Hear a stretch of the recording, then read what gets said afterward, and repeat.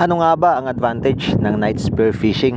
Tara, pag-usapan natin yan. Pero syempre, bago tayo magsimula, isang pangmalakasang aim muna dyan, pampaswerte lang. And as usual, tuwing bago lulusong ay kak muna natin ang ating spear gun. Baka sakali may makasalubong tayo kaagad. And eto na nga, ang ating unang first dive.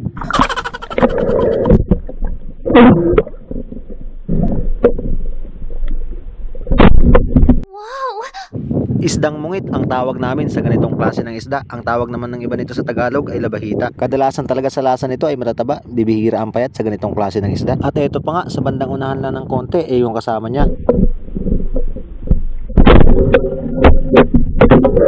Nga pala guys, napakalapit lang ng spot ko, mga 25 meters lang from the shore. Next na lubog ko naman dito sa kailaliman ng mundo ay ito nagpakita, akala ko lapo. Porcupine fish daw ang tawag ng iba dito. Masarap to balatan, tapos adobo sa maanghang. Sa ngayon di ko muna kukunin to kasi hindi pa naman ako nag-crave. Siguro saka na lang. Ang ating next target naman ay red sea bream kung tawagin. Akala ko nga emperor fish sa malayo.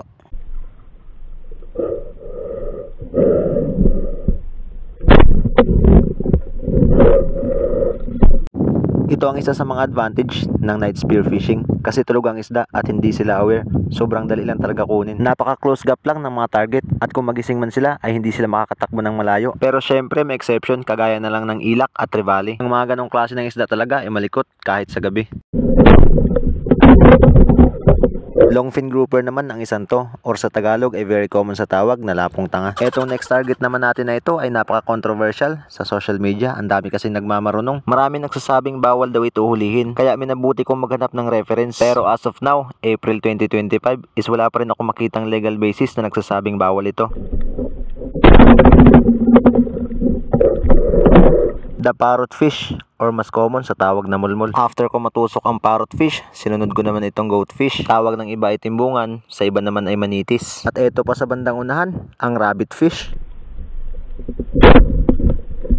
Ang liit niya lang pero ang likot. Ingat lang tayo ng konti, baka masagin ng ating mga daliri. At ito nga pala guys, kung nakikita nyo, nakarelease na yung shafting ng ating spear gun. Pero nakapunit ang isnang to, kaya gagamitin natin ang pinagbabawal na technique. Tutusukin na lang natin ang shafting. Congratulations! Chinek ko nga dito sa kaibabawan ng mundo at nakita ko meron na palang buwan. Kapag kaganito ay it's a sign na para umuwi kasi malikot na yung mga isda. At dito naman ay tinawag ako ng aking dive buddy kasi meron daw siya nakita. Igat!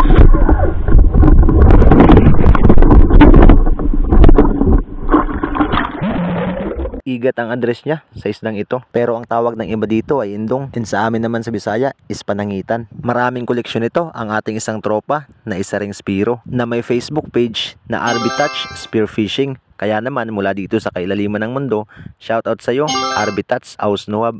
Ang shot na to ay para sa iyo.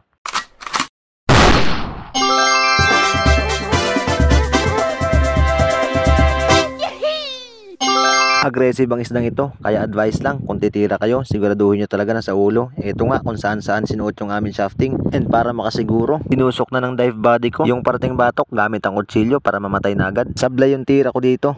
At ito ang isa sa mga halimbawa na kapag night spear fishing ay advantage talaga kasi hindi makakalayo yung isda. Kaya ito, nag-reload ako agad at nagsagawa ng another shot.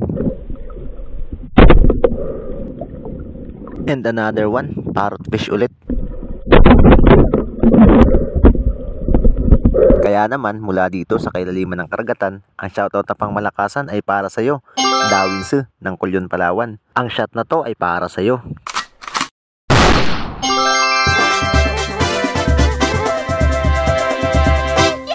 Singsingan ang tawag namin dito at itong isa naman ay surahan.